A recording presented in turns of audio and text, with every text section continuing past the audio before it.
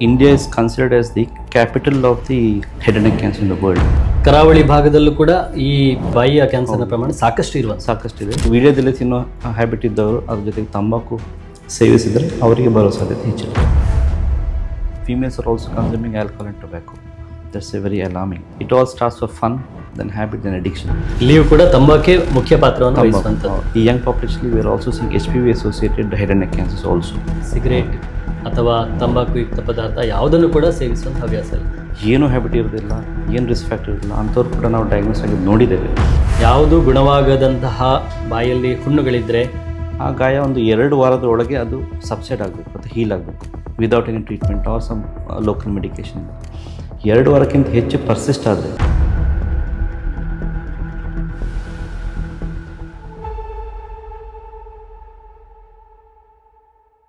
Hello hi ನಮಸ್ತೆ. ಆರೋಗ್ಯ ಮಾಹಿತಿ ಕಾರ್ಯಕ್ರಮದಲ್ಲಿ ನಾವಿವತ್ತು ಬಂದಿರುವಂಥದ್ದು ಎಜೆ ಕ್ಯಾನ್ಸರ್ ಇನ್ಸ್ಟಿಟ್ಯೂಟ್ ಮಂಗಳೂರು ಇಲ್ಲಿಗೆ.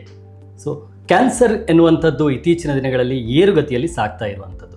ಸೊ ಅದರಲ್ಲಿ ಪ್ರಮುಖವಾಗಿ ಬಾಯಿಯ ಕ್ಯಾನ್ಸರ್ ಅನ್ನುವಂಥದ್ದು ವ್ಯಾಪಕವಾಗಿ ಈ ಸಮಯದಲ್ಲಿ ಇರುವಂಥದ್ದು. ಬಾಯಿಯ ಕ್ಯಾನ್ಸರ್ ಕುರಿತಂತೆ ಈ ದಿವಸ ನಮ್ಮೊಂದಿಗೆ ಸಂಪೂರ್ಣ ಮಾಹಿತಿಯನ್ನು ನೀಡಲಿಕ್ಕಿದ್ದಾರೆ ಎಜೆ ಕ್ಯಾನ್ಸರ್ ಇನ್ಸ್ಟಿಟ್ಯೂಟ್ ಇದರ ಖ್ಯಾತ ಕ್ಯಾನ್ಸರ್ ಸರ್ಜನ್ ಡಾಕ್ಟರ್ ವಿಶ್ವನಾಥ್ ಇವರು. ಡಾಕ್ಟರ್, ಕಾರ್ಯಕ್ರಮಕ್ಕೆ ಆತ್ಮೀಯವಾದಂಥ ಸ್ವಾಗತ. ಈ ಕ್ಯಾನ್ಸರ್ ಕಾಯಿಲೆ ಅನ್ನುವಂಥದ್ದು ದಿನದಿಂದ ದಿನಕ್ಕೆ ಏರುಗತಿಯಲ್ಲಿ ಸಾಗ್ತಾ ಇರುವಂಥದ್ದು. ಅದರಲ್ಲಿ ಕೂಡ ಈ ಬಾಯಿಯ ಕ್ಯಾನ್ಸರ್ ಅನ್ನುವಂಥದ್ದನ್ನು ನಾವು ಹೆಚ್ಚಿನ ಪ್ರಮಾಣದಲ್ಲಿ ನೋಡ್ತಾ ಇದ್ದೇವೆ. ಸೊ ಈ ಬಾಯಿಯ ಕ್ಯಾನ್ಸರ್ ಅಂದರೆ ಏನು ಡಾಕ್ಟರ್? ಆ್ಯಕ್ಚುಲಿ ಬಾಯಿಯ cancer is a broad terminology, simplified terminology. ನಾವು ಅದನ್ನು ಸೂಕ್ಷ್ಮವಾಗಿ ನೋಡ್ಲಿಕ್ಕೆ ಹೋದರೆ ಬಾಯಿಯಲ್ಲಿ ಹಲವಾರು ಸಬ್ಸೈಡ್ಸ್ ಅಂತ ಹೇಳ್ತೀವಿ. ಸೊ ಒಂದು ನಾಲಿಗೆ, ಟಂಗಲ್ಲಿ ಯಾವುದಾದ್ರು ಅಲ್ಸರ್ ಅಥವಾ ಕ್ಯಾನ್ಸರ್ ಬಂದರೆ ಟಂಗ್ ಕ್ಯಾನ್ಸರ್ ಅಂತ ಹೇಳ್ತೇವೆ. ಸೊ ಅದೇ ರೀತಿ ಫ್ಲೋರ್ ಆಫ್ ದ ಮೌತ್ ಅಂತ ಹೇಳಿ ನಾಲಿಗೆಯ ಕೆಳಗಿನ ಭಾಗಕ್ಕೆ ನಾವು ಫ್ಲೋರ್ ಆಫ್ ದ ಮೌತ್ ಅಂತ ಹೇಳ್ತೇವೆ. ಸೊ ಅದರಲ್ಲಿ ಏನಾದ್ರು ಕ್ಯಾನ್ಸರ್ ಬಂದರೆ that's called cancer of the floor of the mouth ಅಂತ. ಸೊ ಅದೇ ಥರ ನಾಲಿಗೆಯ ಹಿಂದಿನ ಭಾಗದಲ್ಲಿ that's called base of the tongue ಅಂತ ಹೇಳಿ. ಸೊ ಟಂಗ್ ಬೇಸಲ್ಲಿ ಕ್ಯಾನ್ಸರ್ ಬಂದರೆ ಅದಕ್ಕೆ ಬೇಸ್ ಆಫ್ ಟಂಗ್ ಕ್ಯಾನ್ಸರ್ ಅಂತ ನಾವು ಡಯಾಗ್ನೋಸ್ ಮಾಡ್ತೇವೆ. ಅದೇ ಥರ ಚೀಕ್ ಮ್ಯೂಕೋಸಾ ಅಂತ ಹೇಳ್ತೇವೆ, ಅಥವಾ ಕೆನ್ನೆಯಲ್ಲಿ ಬಂದದಕ್ಕೆ ಬಕಲ್ ಮ್ಯೂಕೋಸಾ ಕ್ಯಾನ್ಸರ್ ಹೇಳ್ತೇವೆ. ತುಟಿಯಲ್ಲಿ ಬಂದರೆ ಲಿಪ್ ಕ್ಯಾನ್ಸರ್ ಅಂತ ಹೇಳ್ತೇವೆ. ಸೊ ಇದೆಲ್ಲ ಡಿಫ್ರೆಂಟ್ ಕ್ಯಾನ್ಸರ್ಸನ್ನು ಒಂದು ಗ್ರೂಪಾಗಿ ನಾವು ಹೇಳುವಾಗ ಓರಲ್ ಕ್ಯಾನ್ಸರ್ ಅಂತ ಸಿಂಪ್ಲಿಫೈ ಮಾಡಿ ಹೇಳ್ತೇವೆ. Some people call it as head and neck cancer also. So ಹಲವಾರು ಬಾಯಿಯಲ್ಲಿ ಬರುವಂಥ ಹಲವಾರು ಕ್ಯಾನ್ಸರ್ಗಳನ್ನು ಒಂದು ಟೈಮ್ನಲ್ಲಿ is called as oral cancer ಅಂತ. ನಾವು ಇತ್ತೀಚಿನ ದಿನಗಳಲ್ಲಿ ಸಾಕಷ್ಟು ಈ ರೀತಿಯ ಬಾಯಿಯ ಕ್ಯಾನ್ಸರ್ನ ಕುರಿತಂತೆ ಕೇಳಿದ್ದೇವೆ. ಸೊ ಭಾರತವನ್ನು, ಅದರಲ್ಲಿ ಕೂಡ ಭಾರತವನ್ನು ಬಾಯಿಯ ಕ್ಯಾನ್ಸರ್ನ ರಾಜಧಾನಿ ಅಂತ ಕರೀತಾರೆ. ಸೊ ಏನು ಇದು ಹೀಗೆ? Exactly, India is considered as the capital of the head and neck cancer in the world. ಅದಕ್ಕೆ ಹಲವಾರು ಕಾರಣಗಳು. First of all, if you look at the statistics data ನೋಡಿದರೆ, ಸೊ ಇಂಡಿಯಾದಲ್ಲಿ 2/3 of the cancers of the head and neck in the world is diagnosed in India. ಅಂದರೆ ಜಗತ್ತಲ್ಲಿ 3 ಜನ cancer diagnose ಆದಾಗ ಅದರಲ್ಲಿ 2 ಇಂಡಿಯನ್ಸ್ ಅಂತ ಹೇಳ್ತಾರೆ. That's A very huge data, very huge number actually. So very alarming. ನಾವೆಲ್ಲ ತುಂಬ ಜಾಗರೂಕರಾಗಬೇಕಾಗುತ್ತೆ. ಒಂದು ಸೆಕೆಂಡ್ ಡೇಟಾ ಏನು ಹೇಳಿದರೆ, ವರ್ಷದ ಸ್ಟ್ಯಾಟಿಸ್ಟಿಕ್ಸ್ ನೋಡಿದರೆ, ನಮ್ಮ ಕ್ಯಾನ್ಸರ್ ರಿಜಿಸ್ಟ್ರಿಯಿಂದ ಬರುವ ಡೇಟಾದಲ್ಲಿ ನೋಡಿದರೆ, ಒಂದು ವರ್ಷಕ್ಕೆ ಸಾಧಾರಣ ಇಂಡಿಯಾದಲ್ಲಿ 2 ಲಕ್ಷ ಹೊಸ head and neck cancer diagnose ಆಗುತ್ತೆ. It's a massive number and very alarming. So ನಾವು ಇಂಡಿಯನ್ಸ್ ಆಗಿ ನಾವು ಇದ್ರ ಬಗ್ಗೆ ಈಗ ಜಾಗರೂಕರಾಗದಿದ್ದರೆ ಮುಂದಿನ ಜನ್ರೇಷನ್ಗೆ we are going to give a very vulnerable population. So ಅದು ಯಾಕೆ ಆಗುತ್ತೆ ಅಂತ ನಾವು ಈಗಲೇ ಎಚ್ಚೆತ್ತುಕೊಂಡು ಅದಕ್ಕೆ ಬೇಕಾದ ಸ್ಟೆಪ್ಸ್ಗಳನ್ನು ಈಗಲೇ ತೊಗೊಳ್ಬೇಕು. ಇನ್ನೊಂದು ಅದಕ್ಕೆ ಆ್ಯಕ್ಚುಲಿ ಕಾರಣ ಅಂದರೆ India has A population 1.4 billion. So ಅಷ್ಟು ದೊಡ್ಡ ಪಾಪ್ಯುಲೇಷನ್ ಆಬ್ವಿಯಸ್ಲಿ ಕ್ಯಾನ್ಸರ್ ಇರುವ ಪೇಷಂಟ್ಗಳು ಕೂಡ ಜಾಸ್ತಿ. ಹಾಗೆ the second important cos is ಈ 1.4 ಬಿಲಿಯನಲ್ಲಿ 70% ಆದ ಯಂಗ್ ಪಾಪ್ಯುಲೇಷನ್, ಅರೌಂಡ್ 25 to 50 ಆ ಏಜ್ ಗ್ರೂಪ್ ಅವರ ಪಾಪ್ಯುಲೇಷನ್ ತುಂಬ ಜಾಸ್ತಿ ಉಂಟು ಇಂಡಿಯಾದಲ್ಲಿ. So head and neck cancer is basically A cancer of the Young people. The main reason being Young people are prone for addiction and habits like tobacco, smoking, alcohol. So ಇವೆಲ್ಲ ಕಾರಣದಿಂದ ಇಂಡಿಯಾದಲ್ಲಿ ಆ burden ತುಂಬ ಹೆಚ್ಚುಂಟು. So ನಾವು ಆದಷ್ಟು ಬೇಗ ಅದನ್ನು ಅರಿತುಕೊಂಡು ಅದಕ್ಕೆ ಬೇಕಾದ ಸ್ಟೆಪ್ಸನ್ನು ತಗೊಂಡ್ರೆ ನಮಗೆ ಒಳ್ಳೆಯದು. ಅಂದರೆ ನಮ್ಮ ಕರಾವಳಿ ಭಾಗದಲ್ಲೂ ಕೂಡ ಈ ಕ್ಯಾನ್ಸರ್ನ ಪ್ರಮಾಣ, ಅದರಲ್ಲೂ ಕೂಡ ಬಾಯಿಯ ಕ್ಯಾನ್ಸರ್ನ ಪ್ರಮಾಣ ಸಾಕಷ್ಟಿದೆ. ಕರ್ನಾಟಕದಲ್ಲಿ ಕರಾವಳಿ ಕೂಡ ಹೌದು, ಅದಕ್ಕಿಂತ ಹೆಚ್ಚಾಗಿ ನಾರ್ತ್ ಕರ್ನಾಟಕದಲ್ಲಿ. ಈಗ ನಾವು ನೋಡಿದ ಹಾಗೆ ಜನರಲ್ಲಿ ಈ ತಂಬಾಕು ಸೇವನೆ ಹ್ಯಾಬಿಟ್ ಏನಿದೆಯಲ್ಲ, ಅದು ನಾರ್ತ್ ಕರ್ನಾಟಕ ಬೆಲ್ಟ್, ಹುಬ್ಳಿ, ಧಾರವಾಡ, ಗುಲ್ಬರ್ಗ ಆ ಏರಿಯಾದಲ್ಲಿ ತುಂಬ ಹೆಚ್ಚಿದೆ. ಅದು ಬಿಟ್ಟರೆ ನಾರ್ತ್ ಇಂಡಿಯನ್ ಬೆಲ್ಟ್ ಅಂತ ಹೇಳ್ತೀವಿ. ನಾರ್ತ್ ಇಂಡಿಯಾದಲ್ಲಂತೂ ಪ್ರತಿಯೊಂದು ಮನುಷ್ಯ ತಂಬಾಕು ಸೇವನೆ ಮಾಡ್ತಾ ಇರ್ತಾನೆ. ಸೊ ಅಲ್ಲಿ ಕೂಡ ತುಂಬ ಹೆಚ್ಚು ಈ ಬಾಯಿಯ cancer very rampant in the north Indian belt and the north Karnataka population. ಸೌತಲ್ಲಿ ಅಷ್ಟಿಲ್ಲ, because people are a bit educated and ಆ ಹ್ಯಾಬಿಟ್ ಸ್ವಲ್ಪ ಕಮ್ಮಿ. ಆದರೂ ಕೆಲವರು ವೀಳ್ಯದೆಲೆ ತಿನ್ನೋ ಹ್ಯಾಬಿಟ್ ಇದ್ದವರು ಅದ್ರ ಜೊತೆಗೆ ತಂಬಾಕು ಸೇವಿಸಿದರೆ ಅವರಿಗೆ ಬರೋ ಸಾಧ್ಯತೆ ಹೆಚ್ಚಿರುತ್ತೆ. ಡಾಕ್ಟರ್, ಈ ಕ್ಯಾನ್ಸರ್ಗೆ ಕಾರಣಗಳು ಹಲವು ಅಂತ ಹೇಳ್ತಾರೆ, ಅದರಲ್ಲೂ ಕೂಡ ಬಾಯಿಯ ಕ್ಯಾನ್ಸರ್ಗೆ. ಸೊ ಏನು ಎಕ್ಸಾಕ್ಟ್ ಕಾರಣ, ಅದರಲ್ಲೂ ಕೂಡ ಏನು ರಿಸ್ಕ್ ಫ್ಯಾಕ್ಟರ್ ಅಂತ ಹೇಳ್ತಾರೆ, ಏನಿರ್ಬೋದು? As we all know, cancer is a multifactorial disease ಅಂತ ಹೇಳಿ. ಒಂದು ಕಾರಣ ಅಥವಾ ಒಂದು ಇಟಿಯಾಲಜಿಂದ ಬರುವಂಥದ್ದಲ್ಲ, ಹಲವಾರು ಕಾರಣಗಳು ಎಕ್ಸಾಕ್ಟ್ಲಿ ಇದೆ ಅಂತ ಹೇಳಲಿಕ್ಕೂ ಕೂಡ ಕಷ್ಟ. ಅದಕ್ಕೆ ರಿಸ್ಕ್ ಫ್ಯಾಕ್ಟರ್ ಅಂತ ಹೇಳ್ತಾರೆ. We don't call it as a cause, we call it as a risk factor. So head and neck ಕ್ಯಾನ್ಸರ್ಗೆ one of the important risk factor which has been proven in all the trials and studies is tobacco. Tobacco in any form. It could that be a smoking or a smokeless tobacco. ತಂಬಾಕುಯುಕ್ತ ಪದಾರ್ಥಗಳು ಯಾವ ರೀತಿಯಲ್ಲಿ ಅದು ಕೂಡ ಅದು ನಿಮಗೆ cancer cause ಮಾಡ್ಬೋದು. We classifies smoking and smokeless tobacco ಅಂತ ಹೇಳಿ. ಸೊ ಸ್ಮೋಕಿಂಗಿಂದ ಕೂಡ ಬಾಯ ಕ್ಯಾನ್ಸರ್ ಬರ್ತದೆ, ಹೌದು. ಆದರೆ ಅಲ್ಲಿ ಬಾಯಕ್ಕಿಂತ ಹೆಚ್ಚು ಲಂಗ್ ಕ್ಯಾನ್ಸರ್ ಸಾಧ್ಯತೆ ಹೆಚ್ಚು, smoking and voice box cancer. ಆದರೆ ಸ್ಮೋಕ್ಲೆಸ್ ಟೊಬ್ಯಾಕೋ ನಾವೇನು ಹೇಳ್ತೇವೆ, like consuming tobacco in the form of paan, gutka, ಈ ಜರ್ದ, ಸುಮಾರು ಹಲವಾರು ವೆರೈಟಿಗಳು ಸಿಗ್ತವೆ. ಸೊ ಇಂಥ ಪದಾರ್ಥ ಸೇವನೆಯಿಂದ ಬರುವಂಥ ಸಾಧ್ಯತೆ ಹೆಚ್ಚು. So tobacco has been classified as a class 1 carcinogen according to IARC ಅಂತ ಏನು ಹೇಳ್ತೇವೆ. ಅವರು they have classified tobacco is class 1 carcinogen. Okay. So in any form, so that has to be avoided. ಅದಕ್ಕೆ ನಾವು ಹೇಳೋದು ಯಂಗ್ ಜನ್ರೇಷನಲ್ಲಿ ಈ tobacco is very rampant. ಅದು ಹೇಗೆ ಶುರುವಾಗುತ್ತೆ ಅಂದರೆ, ನಾವು ಶಾಲೆಗೆ ಹೋಗುವಾಗ, ಕಾಲೇಜ್ ಶುರುವಾದಾಗ ಪಿಯರ್ ಗ್ರೂಪ್ ಅಂತ ಇರುತ್ತೆ, ಒಂದು 5-6 ಜನ friends. Initially starts as fun, taste ಮಾಡಿ ನೋಡುವ, ಅದು ಹೇಗಿದೆ ಅದು ಗೊತ್ತಾಗಲಿಕ್ಕೆ, ಅದು ಇಫೆಕ್ಟ್ ಏನು ಅಂತ ಹೇಳಿ. That's how they start. But ಅದು 1-2 ದಿನ 3 ಸಲ ಆದಮೇಲೆ ಅದು ಬಿಕಮ್ಸ್ ಎ ಹ್ಯಾಬಿಟ್. ಈ ಹ್ಯಾಬಿಟ್ ಅದೇ ಕಂಟಿನ್ಯೂ ಆಗಿ becomes addiction. This is the cycle actually. So from fun it comes to a habit, from habit to addiction. So ಈ ಸೈಕಲನ್ನು ನಾವು ಬ್ರೇಕ್ ಮಾಡಬೇಕು. The best way to is to avoid at the starting point. ಸ್ಟಾರ್ಟಿಂಗಲ್ಲೇ ನಾವು ಅದರಿಂದ ಎಷ್ಟು ದೂರ ಇರ್ತೇವೆ, ಅದರಲ್ಲಿ ನಾವು ಅದನ್ನು ಅವಾಯ್ಡ್ ಮಾಡಲಿಕ್ಕೆ. ಅಂದರೆ ಹೆಚ್ಚಾಗಿ ನಾವು ನೋಡ್ತಾ ಇರ್ತೇವೆ ಹದಿಹರೆಯದ ವಯಸ್ಸಿನಲ್ಲಿ, ಅಡೋಲೆಸೆಂಟ್ ಏಜಲ್ಲಿ ಜಾಸ್ತಿ ಈ ರೀತಿಯ habit forming is most often in that particular age, because your mind is very active that age. It wants to try out everything, new things. Correct. So ಅಂಥ ಟೈಮಿನಲ್ಲಿ ನೀವು ಟೊಬ್ಯಾಕೋ, ಸ್ಮೋಕಿಂಗ್, ಆಲ್ಕೋಹಾಲ್, ಟೇಸ್ಟ್ಗೆ, ಫನ್ನಿಗೆ, so ಹಾಗೆಲ್ಲ ಇದ್ದಾಗ ನಮಗೆ ಆ habit ಶುರು ಆಗ್ತದೆ. ಕ್ಯಾನ್ಸರ್ನ ಕಾರಣಗಳ ಬಗ್ಗೆ ಅಥವಾ ಅದರ ರಿಸ್ಕ್ ಫ್ಯಾಕ್ಟರ್ ಬಗ್ಗೆ ಹೇಳಿ. ಸೊ ಟೊಬ್ಯಾಕೋ ಅಲ್ಲದೆ ಬೇರೆ ರಿಸ್ಕ್ ಫ್ಯಾಕ್ಟರ್ಸ್ಗಳು ಉಂಟು. Okay. Tobacco accounts for 95% of the head and neck cancers tobacco. ಅದು ಬಿಟ್ಟು ಈ 5% ಬೇರೆ ಕಾರಣಗಳನ್ನು ಹ್ಯೂಮನ್ ಪ್ಯಾಪಿಲೋಮಾ ವೈರಸ್ ಅಂತ ಏನು ಹೇಳ್ತೀವಿ, HPV, very rampant in the west. Actually America ಮತ್ತು ಯುರೋಪಿಯನ್ ಪಾಪ್ಯುಲೇಷನಲ್ಲಿ ಹೆಡ್ ಆ್ಯಂಡ್ ನೆಕ್ ಕ್ಯಾನ್ಸರ್ ಬರೋದು HPV ಇಂದವೇ. ಓಕೆ. ಇಂಡಿಯಾದಲ್ಲಿ ಅಷ್ಟು ಕಾಮನ್ ಇಲ್ಲ, ಬಟ್ ಈಗ ಆಫ್ ಲೇಟ್ ಈ ಯಂಗ್ ಪಾಪ್ಯುಲೇಷನ್ಲಿ we are also seeing HPV associated head and neck cancers also. ಒಂದು ಇನ್ನೊಂದು ಬೇರೆ ಕಾರಣಗಳಂತ ಹೇಳಿದರೆ ಶಾರ್ಪ್ ಟೂತ್. ಯಾವುದೋ ಒಂದು ಯಾರಲ್ಲಿ ಶಾರ್ಪ್ ಟೂತ್ ಇರುತ್ತೋ ಅದರಿಂದ ಅಲ್ಸರ್ ಆಗಿ, ಪದೇ ತಾಗಿ ಅಲ್ಸರ್ ಆಗಿ ಅದರಿಂದ ಕ್ಯಾನ್ಸರ್ ಬರುವ ಸಾಧ್ಯತೆ ಕೂಡ ಉಂಟು. ಇಂಪ್ರೂವ್ ಒಂದು ಇಲ್ ಫಿಟ್ಟಿಂಗ್ ಡೆಂಚರ್ಸ್ ಅಂತ ಹೇಳ್ತೇವೆ. ಕೆಲವರಿಗೆ ಡೆಂಚರ್ ಇದ್ದದ್ದು ಕರೆಕ್ಟಾಗಿ ಕೂತ್ಕೊಳ್ಳದೆ ಇದ್ದರೆ ಅದರಿಂದ ನಾಲಿಗೆಯಲ್ಲಿ ಅಥವಾ ತುಟಿಯಲ್ಲಿ ಅಥವಾ ನಾವು ಬಕ್ಕಲ್ ಮಿಕೋಸಲ್ಲಿ ಏನಾದರೂ ನಮ್ಮ ಟ್ರಾಮಾ ಆದರೆ ಅದು ಕೂಡ ಕ್ಯಾನ್ಸರ್ಗೆ ಟರ್ನ್ ಆಗೋ ಸಾಧ್ಯತೆ ಉಂಟು. ಸೊ ಇದೆಲ್ಲ ಕೆಲವು ಈಗ ನಾವು ಸಾಕಷ್ಟು ಮಹಿಳೆಯರಲ್ಲಿ ಕೂಡ ಈ ಇದನ್ನು ಬಾಯಿಯ ಕ್ಯಾನ್ಸರ್ ಮಹಿಳೆಯರು ಇದು ಕೂಡ ಒಂದು ಕಾರಣ. ಯಾಕಂದರೆ ಮಹಿಳೆಯರಲ್ಲಿ ಈಗ ಹೇಳಿದಾಗ Young population females are also consuming alcohol and tobacco. That's A very alarming. So ಅದರಿಂದ ಕೂಡ ನಾವು ಇನ್ಕ್ರೀಸ್ ನೋಡ್ತಾ ಇದ್ದೇವೆ ಬಾಯಿಯ ಕ್ಯಾನ್ಸರ್ ಹೆಂಗಸರಲ್ಲಿ. ಓಕೆ. ಈ ಜೆನೆಟಿಕ್ ರೀಸನ್ಗಳು, ಸೊ ಈ ಬಾಯಿಯ ಕ್ಯಾನ್ಸರ್ಗೂ ಕೂಡ ಈ ಜೆನೆಟಿಕ್ ರೀಸನ್ಗಳು ಎಷ್ಟೊಂದು ಕಾರಣ ಆಗಿರ್ಬೋದು? ಆ್ಯಕ್ಚುಲಿ ಹೆಡ್ ಆ್ಯಂಡ್ ನೆಕ್ ಕ್ಯಾನ್ಸರ್ಗೆ genetic causes only less than 1-2%.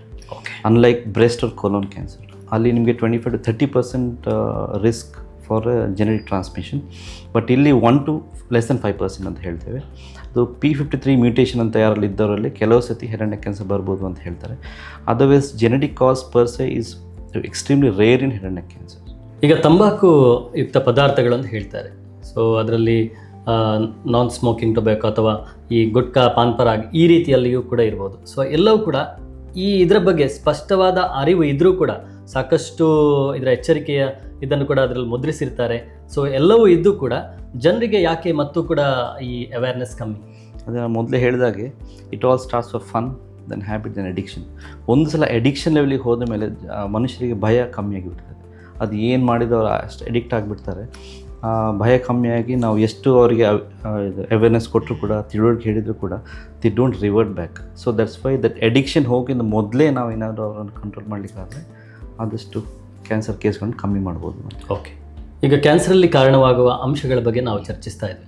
So ಅದೇ ರೀತಿ ಈ ಕರಾವಳಿ ಕರ್ನಾಟಕ ಭಾಗ ಇರ್ಬೋದು ಅಥವಾ ಮಲೆನಾಡು ಇರ್ಬೋದು, ಈ ಭಾಗಗಳಲ್ಲಿ ಅಡಿಕೆ ಬೆಳೆಗೆ ಇರುವಂಥ ಪ್ರಮಾಣ ಜಾಸ್ತಿ. ಸೊ ಈ ಅಡಿಕೆಯನ್ನು ಕೂಡ ನಮ್ಮ ವೀಳ್ಯದೆಲೆ ಉಪಯೋಗಿಸುವಂಥದ್ದು. ಸೊ ಅಡಿಕೆಯಲ್ಲಿ ಕ್ಯಾನ್ಸರ್ ಬರುವಂಥ ಚಾನ್ಸಸ್ ಇದೆಯಾ? ಸೊ ಈ ಒಂದು ತಪ್ಪು ಕಲ್ಪನೆ ಕೂಡ ಮೇ ಬಿ ಆಗಿರ್ಬೋದು. ಸೊ ಏನಿದ್ರ ಇದು ಎಷ್ಟೋ ಪೇಷಂಟ್ ನಮಗೆ ಒಪ್ಪಿಡ್ಲಿ ಕೇಳುವಂಥದ್ದು, ಅಡಿಕೆ ತಿಂದರೆ ಕ್ಯಾನ್ಸರ್ ಬರ್ತದೆ ಅಂಥೇಳಿ. ಆ್ಯಕ್ಚುಲಿ ಬರೀ ಅಡಿಕೆ ನಾವು ತಿನ್ನೋದ್ರಿಂದ ಕ್ಯಾನ್ಸರ್ ಬರೋದಿಲ್ಲ. ಓಕೆ, ಅಡಿಕೆ ತಿನ್ನುವಾಗ ವೀಳ್ಯದೆಲೆ, ಅಡಿಕೆ ಮತ್ತು ತಂಬಾಕು ಇದನ್ನು ಮಿಕ್ಸ್ ಮಾಡಿ ತಿಂತಾರೆ ಕೆಲವರು, ಅದ್ರ ಜೊತೆಗೆ ಸುಣ್ಣ. ಸೊ ಸುಣ್ಣ ಮತ್ತು ತಂಬಾಕು ಸೇವನೆ ಮಾಡಿದ್ರಲ್ಲಿ ಕ್ಯಾನ್ಸರ್ ಬರುವ ಸಾಧ್ಯತೆ ಹೆಚ್ಚು, ಬರೀ ಅಡಿಕೆ ತಿನ್ನೋರಲ್ಲಿ ಬರೋದಿಲ್ಲ. ಯಾಕಂದರೆ ಸುಣ್ಣ ಏನು ಮಾಡುತ್ತೆ, ನಮ್ಮ ಬಾಯಿಯಲ್ಲಿ ಎಸಿಡಿಕ್ ಕಂಟೆಂಟನ್ನು ಹೆಚ್ಚು ಮಾಡ್ತಾರೆ. ಓಕೆ, ಸೊ ಅವಾಗ ಈ ಟೊಬ್ಯಾಕೋದಲ್ಲಿ ಡಿಸಾಲ್ವ್ ಆಗಿ ಸಾಲ್ವೆಂಟ್ ಥರ ಆಗಿ ಕಂಪ್ಲೀಟಾಗಿ ಅಬ್ಸರ್ವ್ ಆಗುತ್ತೆ. ಸೊ ಅದರಿಂದ ಅಡಿಕೆಗಿಂತ ಹೆಚ್ಚಾಗಿ ನಿಮ್ಮ ತಂಬಾಕು ಹಾಗೂ ಸುಣ್ಣ ಇದು ಎರಡು ಮಿಕ್ಸ್ ಮಾಡಿ ತಿಂದವರಲ್ಲಿ ಈ ಬಾಯಿಯ ಕ್ಯಾನ್ಸರ್ ಪ್ರಮಾಣ ಹೆಚ್ಚು.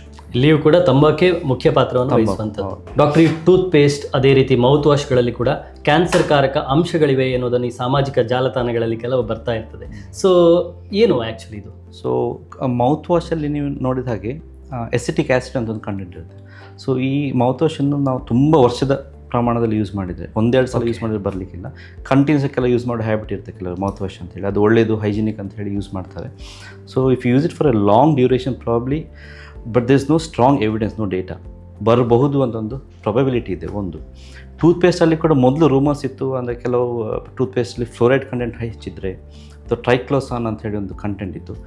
ಇಂಥವೆಲ್ಲ ಕೆಲವು ಟೂತ್ಪೇಸ್ಟ್ ಇತ್ತು ಅಂತ ಒಂದು ರೂಮರ್ಸ್ ಇತ್ತು ಮೊದಲು. ಅಂಥವೆಲ್ಲ ಕಂಟೆಂಟ್ ಇದ್ದರೆ ಅದನ್ನು ಕಂಟಿನ್ಯೂಸ್ ಕನ್ಸ್ಯೂಮ್ ಮಾಡಿದರೆ ಬರಬಹುದು ಅಂತ ಒಂದು ಸಾಧ್ಯತೆ, but it's not proven in our data or clinical trials ಆ ಥರ. ಈಗ ಸಾಕಷ್ಟು ಜನರು ಕೇಳುವಂಥ ಒಂದು ಪ್ರಶ್ನೆ, ನನಗೆ ಯಾವುದೇ ರೀತಿಯ ಹವ್ಯಾಸ ಇಲ್ಲ, ಸಿಗರೇಟ್ ಅಥವಾ ತಂಬಾಕು ಯುಕ್ತ ಪದಾರ್ಥ ಯಾವುದನ್ನು ಕೂಡ ಸೇವಿಸುವಂಥ ಹವ್ಯಾಸ ಇಲ್ಲ, ನನಗೂ ಕೂಡ ಕ್ಯಾನ್ಸರ್ ಬರುವಂಥ, ಅದರಲ್ಲೂ ಕೂಡ ಬಾಯಿಯ ಕ್ಯಾನ್ಸರ್ ಬರುವಂಥ ಚಾನ್ಸಸ್ ಇದೆಯಾ? ಯಾರಿಗೆ ಟೊಬ್ಯಾಕೊ ಹ್ಯಾಬಿಟ್ ಇಲ್ಲದವರಿಗೆ HPV is one important risk factor, ನಾನು ಮೊದಲು ಹೇಳಿದ ಹಾಗೆ. ಅದು ಬಿಟ್ಟರೆ ಶಾರ್ಪ್ ಟೂತ್ ಆ್ಯಂಡ್ ಇಲ್ ಫಿಟ್ಟಿಂಗ್ ಡೆಂಚರ್ಸ್. ಅದು ಬಿಟ್ಟು the lost in the list is genetic.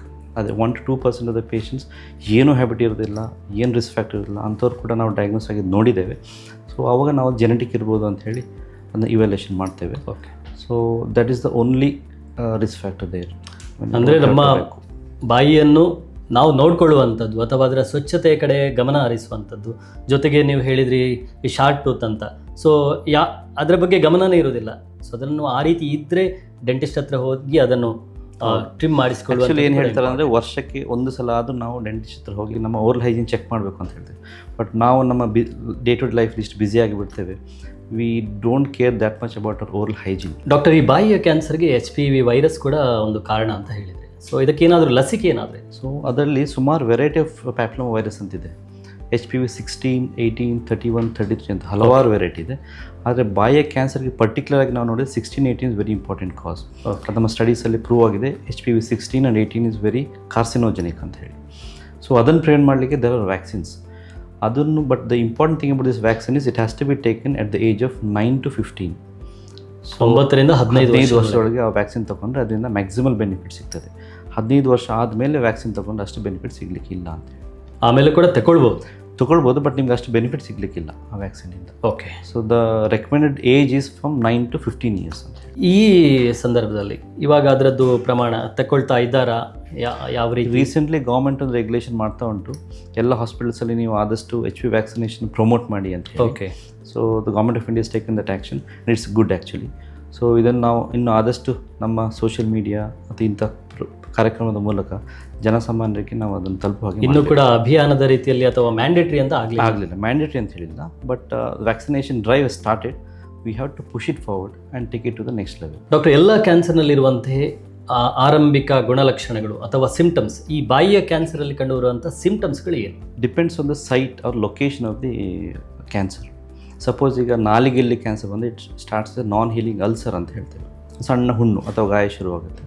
ಆ ಗಾಯ ಒಂದು 2 ವಾರದೊಳಗೆ ಅದು ಸಬ್ಸೈಡ್ ಆಗಬೇಕು ಅಥವಾ ಹೀಲ್ ಆಗಬೇಕು without any treatment or some local ಮೆಡಿಕೇಷನಿಂದ. 2 ವಾರಕ್ಕಿಂತ ಹೆಚ್ಚು ಪರ್ಸಿಸ್ಟ್ ಆದರೆ, ಅದು ವಾಸಿ ಆಗದಿದ್ದರೆ, ಸೊ ನೀವು ಡೆಫಿನೆಟ್ಲಿ ಡಾಕ್ಟರ್ ಹತ್ರ ಹೋಗಿ ಅದೊಂದು ಇವ್ಯಾಲ್ಯೂಯೇಟ್ ಮಾಡಬೇಕು ಅಂತ. Other symptoms are swelling in the neck ಅಂತ. ಕೆಲವು ಸತಿ ಬಾಯಲ್ಲಿ ಎಲ್ಲ ನಾರ್ಮಲ್ ಇರುತ್ತೆ, ಕುತ್ತಿಗೆಯಲ್ಲಿ ಒಂದು ಕರಡೆ ಅಥವಾ ಗಂಟು ಥರ ಬರ್ತದೆ. So that also can be symptom of a head and neck or oral cancer ಒಂದು. Change of voice sometimes voice ಕ್ಯಾನ್ಸರಲ್ಲಿ ವಾಯ್ಸ್ ಚೇಂಜ್ ಆಗುತ್ತೆ, ನುಂಗ್ಲಿಕ್ಕೆ ಕಷ್ಟ ಆಗ್ಬೋದು, ಡಿಫಿಕಲ್ಟ್ ಇನ್ ಸ್ವ್ಯಾಲೋವಿಂಗ್ ಅಂತ ಹೇಳ್ತೇವೆ. ಸೊ ಇದೆಲ್ಲ ರೋಗ ಲಕ್ಷಣಗಳು ಅಂದರೆ ಯಾವ ಸೈಟಲ್ಲಿ ಕ್ಯಾನ್ಸರ್ ಬರ್ತದೋ ಅದರ ಪ್ರಕಾರ ಸಿಂಪ್ಟಮ್ಸ್ ಇರ್ತದೆ. Okay. Most common symptom is non healing ulcer anywhere in the oral cavity. Okay. ಈ ಸಿಂಪ್ಟಮ್ಸ್ಗಳು ಬೇರೆ ಕಾರಣಗಳಿಂದಲೂ ಇರ್ಬೋದು, ಅದು ಒಂದೇ ರೀತಿ ಇರ್ತದೆ ಕೆಲವೊಂದು ಸಲ. ಆ ರೀತಿ ಜನಗಳು ಇದನ್ನು ಕ್ಯಾನ್ಸರ್ ಇದೆ ಅಂತ ತಿಳ್ಕೊಂಡು ಡಾಕ್ಟರ್ ಹತ್ರ ಹೋಗದೇ ಇರುವಂಥದ್ದು. ಅದಕ್ಕೆ ನಾನು ಹೇಳಿದಾಗೆ 2 ವಾರ ತನಕ ಯು ಕ್ಯಾನ್ ವೇಟ್. ಓಕೆ.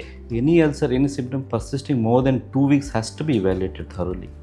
ಯಾವುದು ಗುಣವಾಗದಂತಹ ಬಾಯಲ್ಲಿ ಹುಣ್ಣುಗಳಿದ್ರೆ ಅಥವಾ ಯಾವುದೇ ಲಕ್ಷಣಗಳಿದ್ರೆ 2 ವಾರಕ್ಕಿಂತ ಮೇಲ್ಪಟ್ಟು ಇದ್ರೆ ತಜ್ಞ ವೈದ್ಯರನ್ನು ಸಂಪರ್ಕಿಸಿ ಇಮಿಡಿಯೇಟ್ಲಿ ಹೋಗಿ ಇವ್ಯಾಲ್ಯೂಯೇಟ್ ಮಾಡಬೇಕು. ಡಾಕ್ಟರ್, ಈ ಸಿಂಪ್ಟಮ್ಸ್ಗಳು, ಈ ಲಕ್ಷಣಗಳಿದ್ರೆ ಸೊ ಸಾಮಾನ್ಯ ಜನರು ಯಾರನ್ನು ಮೊದಲಾಗಿ ಸಂಪರ್ಕಿಸಬೇಕು? ಅದು ಡೆಂಟಿಸ್ಟ್ ಆರ್ ಆಂಕಾಲಜಿಸ್ಟ್ ಅಥವಾ ENT?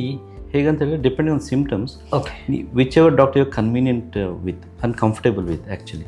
ಸೊ ಕೆಲವರಿಗೆ ಫ್ಯಾಮಿಲಿ ಡಾಕ್ಟರ್ಸ್ ಅಂತ ಇರ್ತಾರೆ, ಸೊ ಅವ್ರ ಹತ್ರ ಹೋಗಿ ಕೂಡ ತೋರಿಸ್ಬೋದು. ಅವರನ್ನು ಆಮೇಲೆ ಅದನ್ನು ಪರೀಕ್ಷೆ ಮಾಡಿ ಆ ಪರ್ಟಿಕ್ಯುಲರ್ ಡಿಪಾರ್ಟ್ಮೆಂಟಿಗೆ ಅವರು ರೆಫರ್ ಮಾಡ್ತಾರೆ. So best would be if you can reach to oncology department. ಅಲ್ಲಿ ನಮ್ಮ ಇವ್ಯಾಲ್ಯೂಯೇಷನ್ ಪ್ರಾಸೆಸ್ಸೇ ಬೇರೆ ಇರ್ತದೆ, ಅದನ್ನು ನಾವು ಇನ್ವೆಸ್ಟಿಗೇಟ್ ಮಾಡೋ ಪ್ರಾಸೆಸ್ ಬೇರೆ ಇರ್ತದೆ. ಸೊ ಬಟ್ ಎಲ್ಲರೂ ಸಡನ್ಲಿ ಹುಣ್ಣಾದ ತಕ್ಷಣ ನಾವು ಕ್ಯಾನ್ಸರ್ ಡಿಪಾರ್ಟ್ಮೆಂಟ್ ಹೋಗಿ ಅಂತ ಹೇಳೋದು ಕೂಡ ಸರಿಯಲ್ಲ. So which ever doctor they are comfortable convenient with first ಅವ್ರ ಹತ್ರ ಹೋಗಿ ತೋರಿಸ್ಬೇಕು. ಅವರು ಅದನ್ನು ಇವ್ಯಾಲ್ಯೂಯೇಟ್ ಮಾಡಿ ಪರೀಕ್ಷೆ ಮಾಡಿ ಆ ಪರ್ಟಿಕ್ಯುಲರ್ ಡಿಪಾರ್ಟ್ಮೆಂಟಿಗೆ ರೆಫರ್ ಮಾಡ್ತಾರೆ. ಅಂದರೆ ಈ ರೀತಿಯ ಒಂದು ಅವೇರ್ನೆಸ್ ಇದ್ದರೆ ಸೊ ಆರಂಭಿಕ ಹಂತದಲ್ಲೇ ಇದನ್ನು ಪತ್ತೆ ಹಚ್ಚಬಹುದು. ಹೌದು. ಡಾಕ್ಟರ್, ಈ ಬಾಯಿಯ ಕ್ಯಾನ್ಸರನ್ನು ಪತ್ತೆ ಹಚ್ಚಲು ಯಾವೆಲ್ಲ ಪರೀಕ್ಷೆಗಳಿವೆ? ಫಸ್ಟಿಗೆ ನಾವು ಹತ್ರ ಪೇಷಂಟ್ ಬಂದಾಗ we take a thorough history. ಯಾವಾಗಿಂದ ಶುರುವಾಯಿತು, ನೋವು ಹೇಗಿದೆ, ಎಲ್ಲಿಗೆ ಅದು ರೇಡಿಯೇಟ್ ಆಗ್ತಿದೆಯಾ ಪೇಯ್ನ್, ಸೊ ಹಿಸ್ಟ್ರಿಯನ್ನು ತೊಗೊಳ್ತೇವೆ, ಡೀಟೇಲ್ ಹಿಸ್ಟ್ರಿ. ಅದಾದಮೇಲೆ ಕ್ಲಿನಿಕಲ್ ಎಕ್ಸಾಮಿನೇಷನ್ ಅಂತ ಹೇಳ್ತೇವೆ. ಸೊ ಇದೆರಡು ಆದಮೇಲೆ next set of evaluation is investigations. Like first test biopsy, simplest. It's a day care procedure. ಅದು ತುಂಬ ಕಷ್ಟಕರವಾದ ಪ್ರೊಸೀಜರ್ ಏನಲ್ಲ. ಪೇಷಂಟಿಗೆ ಲೋಕಲ್ ಆ್ಯನ್ಸ್ಟಿಸಲ್ಲಿ ಸಣ್ಣ ಟಿಶ್ಯೂನ್ನು ತೆಗೆದು ಅದನ್ನು ಟೆಸ್ಟಿಗೆ ಕಳಿಸ್ತೇವೆ. That's called biopsy. ಆ ಬಯಾಪ್ಸಿಯಲ್ಲಿ ರಿಪೋರ್ಟ್ ನೋಡಿಕೊಂಡು ಅದು ಕ್ಯಾನ್ಸರ್ ಅಂತ ಪಾಸಿಟಿವ್ ಬಂದರೆ next step is to do the imaging ಅಂತ ಹೇಳ್ತೇವೆ. ಸೊ ಇಮೇಜಿಂಗ್ ಮಾಡುವ ಕಾರಣ ಕ್ಯಾನ್ಸರ್ ಎಲ್ಲಿಂದ ಎಲ್ಲಿಗೆ ಸ್ಪ್ರೆಡ್ ಆಗಿದೆ ಅಂತ ನೋಡಲಿಕ್ಕೆ. ಯಾವ ಆರ್ಗನಲ್ಲಿ ಇದೆ, ಆ ಆರ್ಗನಲ್ಲಿ ಎಲ್ಲಿ ತನಕ ಸ್ಪ್ರೆಡ್ ಆಗಿದೆ, ಅಲ್ಲಿಂದ ಬೇರೆ ಆರ್ಗನ್ ಕೂಡ ಸ್ಪ್ರೆಡ್ ಆಗಿದಿಲ್ವ ಅಂತ ನೋಡಲಿಕ್ಕೆ ನಾವು ಇಮೇಜಿಂಗ್ ಅಂತ ಹೇಳ್ತೇವೆ. So the best investigation is CT scan ಅಂತ ಹೇಳ್ತೇವೆ. Contrast CT scan of the face, neck and thorax ಅಂತ, ಅಂದರೆ ಮುಖ, ಕುತ್ತಿಗೆ ಹಾಗೂ ಲಂಗ್ಸ್. ಯಾಕಂದರೆ ಈ head and neck cancer spread ಆಗೋದೇ ಒಂದು ಕುತ್ತಿಗೆ ಮತ್ತು ಲಂಗ್ಸಿಗೆ. So CT scan of the face, neck and thorax is the important investigation ಒಂದು. ಅದರ ನಾಲಿಗೆಯಲ್ಲಿ ಏನಾದರೂ ಕ್ಯಾನ್ಸರ್ ಇದ್ದರೆ ಅಥವಾ ಅಲ್ಸರ್ ಇದ್ದರೆ MRI is better than CT scan ಅಂತ ಹೇಳ್ತಾರೆ. It's been proven. So MRI with contrast is the investigation of choice for tongue cancers ಒಂದು. ಅದೇ ಥರ ಪೆಟ್ ಸ್ಕ್ಯಾನ್, ಕೆಲವು ಪೇಷಂಟ್ಸಿಗೆ ರಿಕರೆಂಟ್ ಟ್ಯೂಮರ್ಸ್ ಇದ್ದರೆ ಅಲ್ಲಿ ನಾವು ಪೆಟ್ ಸ್ಕ್ಯಾನ್ ಅಂತ ಹೇಳ್ತೀವಿ. Others PET scan is not mandatory for ಡಯಾಗ್ನೋಸಿಂಗ್ಗೆ head and neck cancer. Recurrent tumours, ಅದು ಯಾವ್ದು ಪೇಷಂಟಿಗೆ ಮೊದಲು ರೇಡಿಯೇಷನ್ ಕೊಟ್ಟಿದ್ದೇವೆ ಅಂಥವ್ರಲ್ಲಿ ಮತ್ತೆ ಪುನಃ ಕ್ಯಾನ್ಸರ್ ಬಂದರೆ ಅಂಥವ್ರಿಗೆ ಪೆಟ್ ಸ್ಕ್ಯಾನ್ ಬೇಕು ಅಂತ ಹೇಳ್ತೀವಿ. Okay. So initially biopsy positive ಬಂದ ಮೇಲೆ imaging, CT scan or MRI ಇದು ಪ್ರಿಫರೇಬಲ್. ಈ ಚಿಕಿತ್ಸೆ ಅಂತ ಬಂದಾಗ AJ ಕ್ಯಾನ್ಸರ್ ಇನ್ಸ್ಟಿಟ್ಯೂಟಲ್ಲಿ ಯಾವೆಲ್ಲ ಚಿಕಿತ್ಸೆಗಳು ಈ ಬಾಯಿಯ ಕ್ಯಾನ್ಸರ್ಗೆ ಲಭ್ಯವಿದೆ? ಯಾವುದೇ ಕ್ಯಾನ್ಸರ್ಗೆ it's about multi disciplinary approach ಅಂತ ಹೇಳ್ತಾರೆ. ಒಂದು ಡಿಪಾರ್ಟ್ಮೆಂಟಲ್ಲಿ ಕ್ಯೂರ್ ಮಾಡಲಿಕ್ಕೆ ಸಾಧ್ಯ ಆಗಲಿಕ್ಕಿಲ್ಲ. Okay. So it has to be a multi disciplinary approach. So ನಮಗೆ head and neck cancer treat ಮಾಡಲಿಕ್ಕೆ ಬೇಸಿಕ್ಲಿ ಬೇಕಾಗೋದು surgery, onco surgery. Second thing is radiation oncology. The third is medical oncology. So surgery, radiation, chemotherapy, ಈ ಕಾಂಬಿನೇಷನಲ್ಲಿ ನಾವು ಮಾಡೋ treatment ಎಲ್ಲ ನಮಗೆ age ಹಾಸ್ಪಿಟಲಲ್ಲಿ ಅವೈಲೇಬಲ್ ಉಂಟು. ಕ್ಯಾನ್ಸರ್ನ ಸರ್ಜರಿ, ಬಾಯಿಯ ಕ್ಯಾನ್ಸರ್ ಸರ್ಜರಿ ಅಂತ ಬಂದಾಗ ಏನೆಲ್ಲ ಆಪ್ಷನ್ಗಳಿವೆ? ಅದೇ, so one thing is resection ಅಂತ ಹೇಳ್ತೇವೆ. ಯಾವ ಪಾರ್ಟಲ್ಲಿ ಆ ಟ್ಯೂಮರ್ ಇರುತ್ತೋ ಆ ಪಾರ್ಟನ್ನು 1 ಸೆಂಟಿಮೀಟರ್ ಮಾರ್ಜಿನ್ ಕೊಟ್ಟು ರಿಸೆಕ್ಷನ್ ಮಾಡ್ತೇವೆ. ಸಪೋಸ್ ಈಗ ನಾಲಿಗೆಯಲ್ಲಿ ಒಂದು 2 ಸೆಂಟಿಮೀಟರ್ ಗ್ರೋತ್ ಇದ್ದರೆ ಅದರಿಂದ 1 ಸೆಂಟಿಮೀಟರ್ ಮಾರ್ಜಿನ್ ಕೊಟ್ಟು ಅಲ್ಲಿ ನಾವು ತೆಗಿತೇವೆ ಟಂಗಿಂದ. Next thing is we do neck dissection ಅಂತ ಹೇಳಿ. ಸೊ ಫಸ್ಟಿಗೆ ಸ್ಪ್ರೆಡ್ ಆಗೋದು ಕ್ಯಾನ್ಸರು ನಾಲಿಗೆಯಿಂದ ಲಿಂಫ್ ನೋಡ್ಸಿಗೆ. ಸೊ ಎಲ್ಲ ಲಿಂಫ್ ನೋಡ್ಸನ್ನು ತೆಗೆಯೋದಕ್ಕೆ ನಾವು ನೆಕ್ ಡಿಸೆಕ್ಷನ್ ಅಂತ ಹೇಳ್ತೇವೆ. ಇದಾದ ಮೇಲೆ ಇಟ್ ಹ್ಯಾಸ್ ಬಿ ರೀಕನ್ಸ್ಟ್ರಕ್ಟೆಡ್ ಅಂತೇಳಿ. ಸೊ ರೀಕನ್ಸ್ಟ್ರಕ್ಷನ್ ಬೇಸಿಕ್ಲಿ ನಮ್ಮಲ್ಲಿ ಏಜಲ್ಲಿ ಪ್ಲಾಸ್ಟಿಕ್ ಸರ್ಜರಿ ರೀಕನ್ಸ್ಟ್ರಕ್ಷನ್ ಟೀಮ್ ಅಂತ ಇದೆ. ಸೊ ನಮ್ಮ ರಿಸೆಕ್ಷನ್ ಆದಮೇಲೆ ಆ ಟೀಮ್ನವ್ರು ಬಂದು ಎಷ್ಟು ಡಿಫೆಕ್ಟ್ ಇದೆಯೋ ಆ ಡಿಫೆಕ್ಟಿಗೆ ಬೇಕಾದಷ್ಟು ಟಿಶ್ಯೂವನ್ನು ಬೇರೆ ಕಡೆ ತೆಗೆದು ಅದನ್ನು ಅಲ್ಲಿ ರೀಕನ್ಸ್ಟ್ರಕ್ಟ್ ಮಾಡ್ತಾರೆ. ಅದಕ್ಕೆ ಟಿಶ್ಯೂ ಟ್ರಾನ್ಸ್ಫರ್ ಅಂತ ಹೇಳ್ತೇವೆ. So that option is also available in our hospital. Doctor, ಈ ಬಾಯಿಯ ಅಥವಾ ಮುಖದ ಸರ್ಜರಿಯಲ್ಲಿ ಆದ ನಂತರ ಸೊ ಅವರ ಕ್ವಾಲಿಟಿ ಆಫ್ ಲೈಫ್ ಹೇಗಿರ್ತದೆ ಅಥವಾ ಮುಖದಲ್ಲಿ ಅವರ ಬದಲಾವಣೆ, ಸೊ ಇದರ ಬಗ್ಗೆ ಕೂಡ ಜನಗಳಿಗೆ ಸಾಕಷ್ಟು ಚಿಂತೆ ಇರುವಂಥದ್ದು. It all depends on what stage they come to us ಅಂತೇಳಿ. ಸ್ಟೇಜ್ 1 ಸ್ಟೇಜ್ 2 ತುಂಬ ಚೇಂಜಸ್ ಬರಲಿಕ್ಕಿಲ್ಲ. ಅದು ಸ್ಟೇಜ್ 3 ಸ್ಟೇಜ್ 4 ಅಂದಾಗ ನಾವು ಎಲ್ಲಿ ರಿಸೆಕ್ಷನ್ ಜಾಸ್ತಿ ಆಗ್ತಾ ಹೋಗ್ತದೋ ಅಷ್ಟು ಚೇಂಜಸ್ ಕೂಡ ಇರ್ತದೆ. ಆದರೆ ಈಗಿನ ಕಾಲದಲ್ಲಿ ಪ್ಲಾಸ್ಟಿಕ್ ಸರ್ಜರಿ ಅಂತ ಡಿಪಾರ್ಟ್ಮೆಂಟಲ್ಲಿ ನಮಗೆ ಬ್ಯಾಕಪ್ ಇರೋ ಕಾರಣ ಎಂಥ ಡಿಫೆಕ್ಟ್ ಕೂಡ ನಾವು ರಿಕನ್ಸ್ಟ್ರಕ್ಟ್ ಮಾಡ್ತೇವೆ. ಅಂದರೆ ದೇವರು ಮಾಡಿದ ಹಾಗೆ ನಾವು ಎಕ್ಸಾಕ್ಟ್ಲಿ ಮೊದಲಿನ ಹಾಗೆ ಮಾಡೋದು ಸ್ವಲ್ಪ ಕಷ್ಟ ಆದರೂ ಕೂಡ ಅವರ ಡೇ ಟು ಡೇ ಕೆಲಸ ಮಾಡಲಿಕ್ಕಾಗುವಂಥಷ್ಟು ನಾವು ರಿಕನ್ಸ್ಟ್ರಕ್ಷನ್ ಮಾಡಿ ಕೊಡ್ಬೋದು. ಸಪೋಸ್ ಈಗ ಮೊದಲು ಮೂಳೆ, ನಮ್ಮ ಮ್ಯಾಂಡಿಬಲ್ ಅಂತ ಏನು ಹೇಳ್ತೇವೆ, ದವಡೆ ಮೂಳೆಯಲ್ಲಿ ಕ್ಯಾನ್ಸರ್ ಬಂದಾಗ ಅದು ತೆಗೆದ್ರೆ ಅದು ರಿಕನ್ಸ್ಟ್ರಕ್ಟ್ ಮಾಡಲಿಕ್ಕೆ ಆಪ್ಷನ್ ಇರಲಿಲ್ಲ ಒಂದು 20-30 ವರ್ಷ ಮುಂಚೆ. ಆದರೆ ಈಗ ನಾವು ಅದನ್ನು ಕೂಡ ಪ್ಲಾಸ್ಟಿಕ್ ಸರ್ಜರಿಯಿಂದ ರಿಕನ್ಸ್ಟ್ರಕ್ಟ್ ಮಾಡ್ತೇವೆ. ಅದಕ್ಕೊಳ್ಳೋದು ಫ್ರೀ ಫಿಬ್ಯುಲರ್ ರಿಕನ್ಸ್ಟ್ರಕ್ಷನ್ ಅಂತೇಳಿ. ಎಷ್ಟು ಬೋನ್ ತೆಗಿತೇವೋ ಅಷ್ಟೇ ಸೈಜಿನ ಬೋನನ್ನು ಕಾಲಿಂದ ತೆಗೆದು ಅದೇ ಶೇಪಲ್ಲಿ ಮಾಡಿ ಕೂರಿಸಿ ನಾವು ರಿಕನ್ಸ್ಟ್ರಕ್ಟ್ ಮಾಡ್ತೇವೆ. ಅದರಿಂದ ಅವರಿಗೆ ಮಾತಾಡಲಿಕ್ಕೆ, ಚೀವ್ ಮಾಡಲಿಕ್ಕೆ, ನುಂಗ್ಲಿಕ್ಕೆ ಎಲ್ಲ ತುಂಬ ಸುಲಭ ಆಗ್ತದೆ. So these are some of the advances in head and neck cancer surgery actually. ಈ ಶಸ್ತ್ರಚಿಕಿತ್ಸೆ ನಂತರ ಮುಂದಿನ ಹಂತವಾಗಿ ಇನ್ನೂ ಬೇರೆ ಏನೋ ಚಿಕಿತ್ಸೆಗಳು ಬೇಕಾಗ್ತದೆ ಅವರಿಗೆ? That depends on the stage 1 ಆದರೆ 95% ಪೇಷಂಟ್ ಕ್ಯೂರ್ ಆಗ್ತಾರೆ, ಅವ್ರಿಗೆ ಮುಂದೆ ಟ್ರೀಟ್ಮೆಂಟ್ ಬೇಕಾಗೋದಿಲ್ಲ. ಸ್ಟೇಜ್ 2 ಹೈ ರಿಸ್ಕ್ ಫೀಚರ್ಸ್ ಇದ್ದರೆ ಅಥವಾ ಸ್ಟೇಜ್ 3 ಆ್ಯಂಡ್ ಸ್ಟೇಜ್ 4A ಅಂತ ಇದ್ದರೆ ಅಂಥವರಿಗೆ ನೆಕ್ಸ್ಟ್ ಅಡಿಷನ್ ಟ್ರೀಟ್ಮೆಂಟ್ ಬೇಕು. ದಟ್ಸ್ ಕಾಲ್ಡ್ ಕೀಮೋ ರೇಡಿಯೇಷನ್ ಅಂತ ಹೇಳ್ತಾರೆ, ಕನ್ಕರೆಂಟ್ ಕೀಮೋ ರೇಡಿಯೇಷನ್. ಸೊ ಅದರಲ್ಲಿ ನಾವು 5 ವಾರದವರೆಗೆ ನಾವು ರೇಡಿಯೇಷನ್ ಕೊಡ್ತೇವೆ and weekly 1 cycle of chemotherapy. That's called concurrent chemo radiation. So all patients stage 2 high risk, stage 3 and stage 4A ಇವೆಲ್ಲ ಪೇಷಂಟ್ಗೆ ನಾವು ಕೀಮೋ ರೇಡಿಯೇಷನ್ ಅಡ್ವೈಸ್ ಮಾಡ್ತೇವೆ. ಯಾವುದೇ ಕ್ಯಾನ್ಸರ್ ಇರ್ಬೋದು, ಇದನ್ನು ತಡೆಗಟ್ಟಲು ಮುಂಜಾಗ್ರತೆ ಅನ್ನುವಂಥದ್ದು ಬಹಳ ಇಂಪಾರ್ಟೆಂಟ್. ಬಾಯಿಯ ಕ್ಯಾನ್ಸರಲ್ಲಿ ಏನು ಮುಂಜಾಗ್ರತೆ ಕ್ರಮಗಳನ್ನು ನಾವು ಕೈಗೊಳ್ಳಬೇಕು ಇದನ್ನು ಪ್ರಿವೆಂಟ್ ಮಾಡಲಿಕ್ಕೆ? ಮೊದಲೇ ಹೇಳಿದಾಗೆ try to maintain oral hygiene. So very important.